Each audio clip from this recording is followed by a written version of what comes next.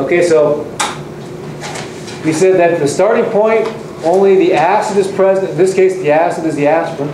We want to use Ka. So we can look up the Ka of aspirin in table 16.3 or 16.4. At the halfway point, we know that the concentration of the conjugate base equals the concentration of the acid, which means that pH equals pKa.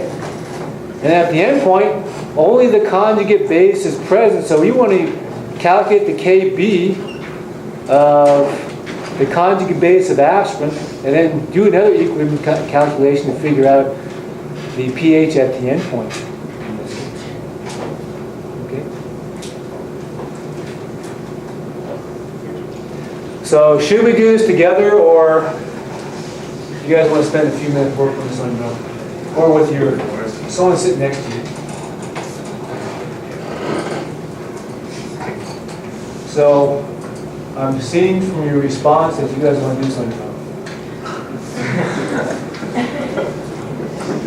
Do we have a quiz today? Yeah. Then maybe we should do it with you, that way it gets done faster, so we have more time to quiz. That's okay. Whatever time is good, we'll take the quiz on.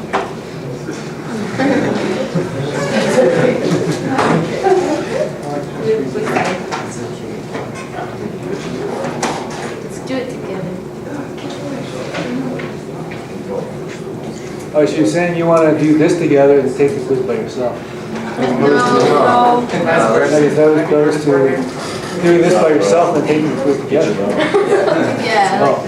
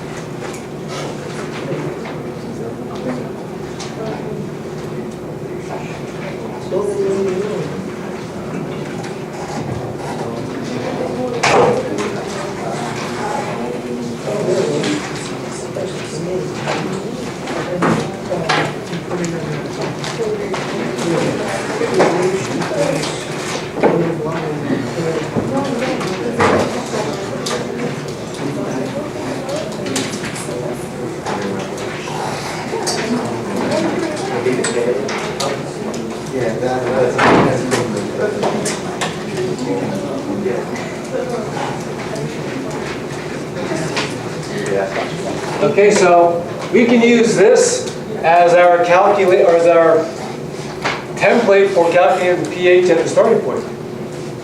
Okay, so for our acid, our aspirin, should we use draw the chemical formula or write the chemical formula of aspirin, or should we just use the generic HA here?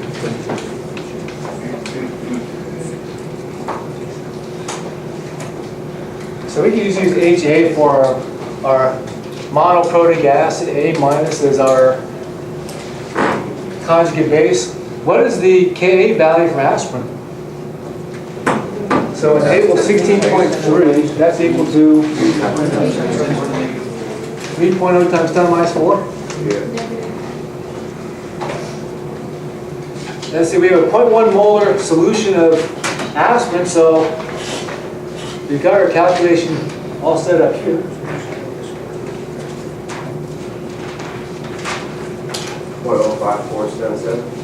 So you're saying that x equals, what was that again, Stephen? X equals 0.05477. Okay, so this is equal to the A minus, which is equal to the H plus concentration. So that means that we can calculate the pH. So the pH at the starting point is equal to, so the pH equals minus log of this number It's 2075. 0.00? Yeah. Okay. And that's equal to, 2.26. okay, so this is the pH at the starting point. So in our titration curve, let's go back one slide.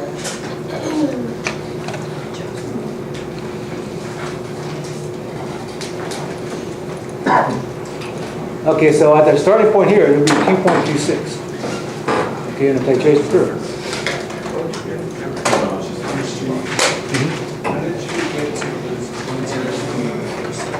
Okay, so you plug all the numbers in here, you solve for x. So you have x times x, or x squared is equal to divided by 0.1 equals 3 times 10 minus 4.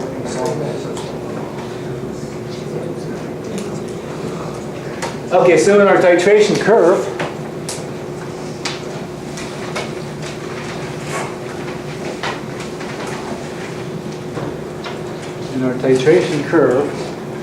you'll plot pH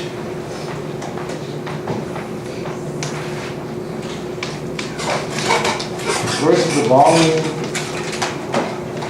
of 0.1 molar NaOH. So we know that the curve is going to look something like this. So at this point here, that's going to be 2.26. So again, on the curve, this point here is the end point. And then the halfway point is halfway between here and here. So this is the halfway point. So what is the pH at the halfway point?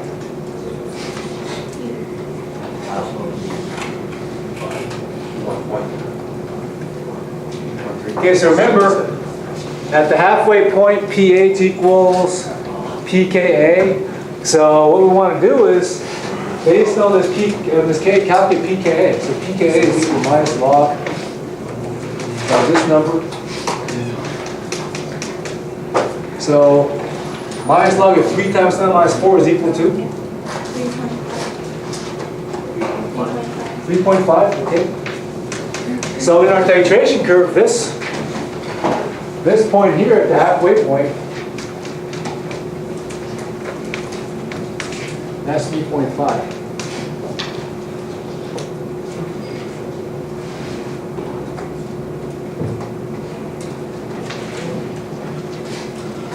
So now we want to figure out the pH at the end point, so that's this point here.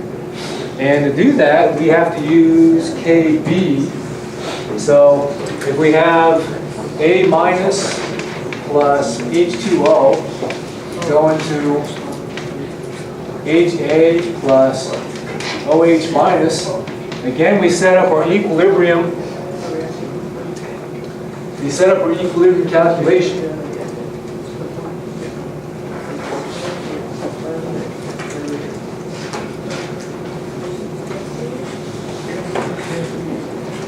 And let me check the time here.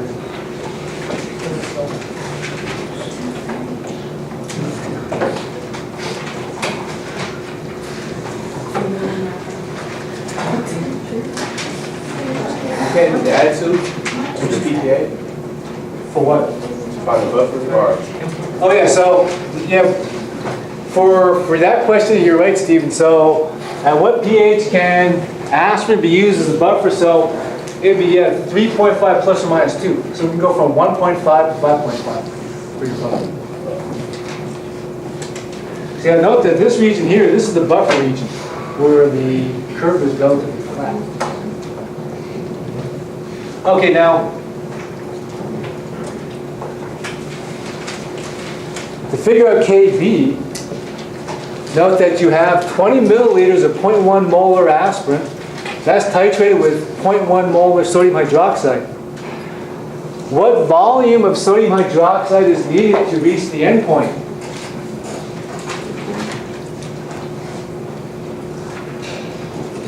Okay, it should be 20. And George, how do you know it's 20?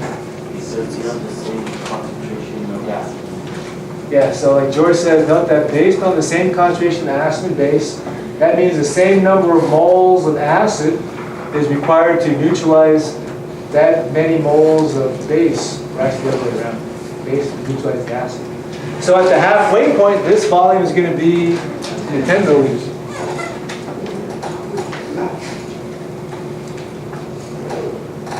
Now note that you originally started with 20 milliliters of 0.1 molar aspirin. At the end point, now you have 20 milliliters of 0.1 molar NaOH. So note that you'll have 40 milliliters of solution at the end point. So what's going to be the concentration of A minus at the end point?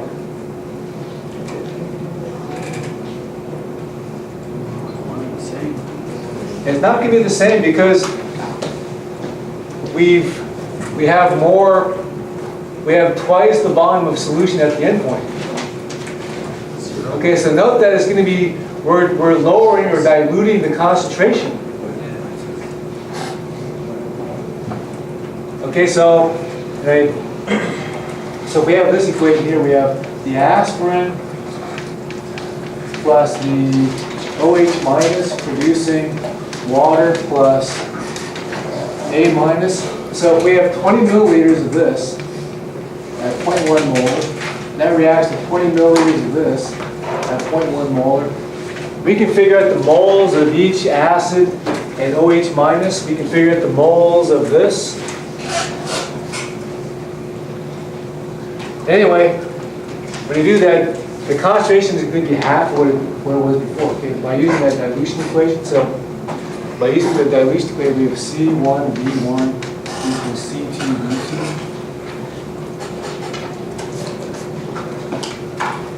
And if we do that, we have, let's see, this is 0.1 molar times 20 milliliters equals C2 times 40 milliliters. And you solve for C2, so C2 is going to be half of 0.1 or 0.05. We'll do this in more detail next week. Okay, so this is our initial amount. We're going to figure out the amount that reacts, then the amount of equilibrium. Okay, so this is going to be 0 and 0. And then we'll fill in our blanks again.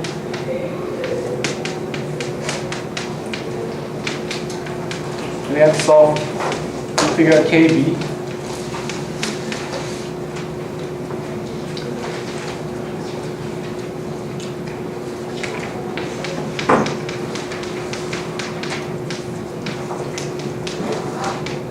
And that's equal to X times X.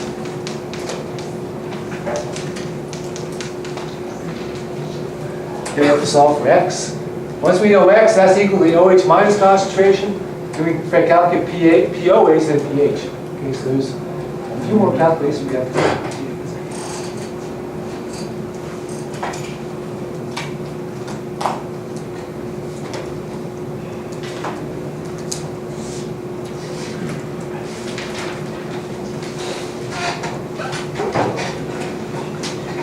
So let's finish this calculation next week. And then next week we'll also look at this problem here.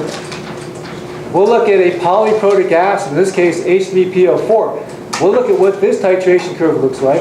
And then we're going to apply these acid-base equilibrium concepts to amino acids. Okay, so we're going to look at histidine and lysine as amino acids.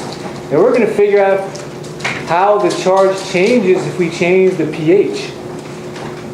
And how that charge or charge difference can be used to separate one amino acid from another by using this electrophoresis lab technique.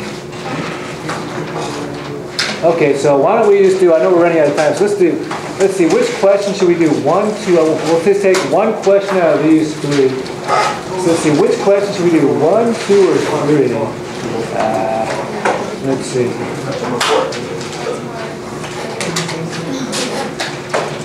So do you want to do this A question from the textbook, or question 3 about carb batteries, or do you want to do question 1 on the decomposition of calcium carbonate?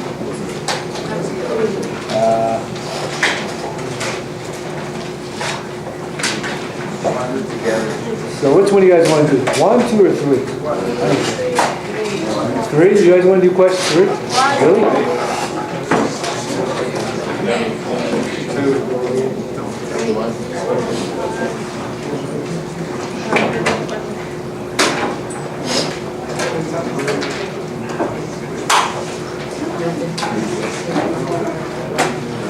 Okay, so I want everyone to do just one question. So who wants to do question 1? No one. Only a few. Who wants to do question 2? On the eggshells. Who wants to do question 3?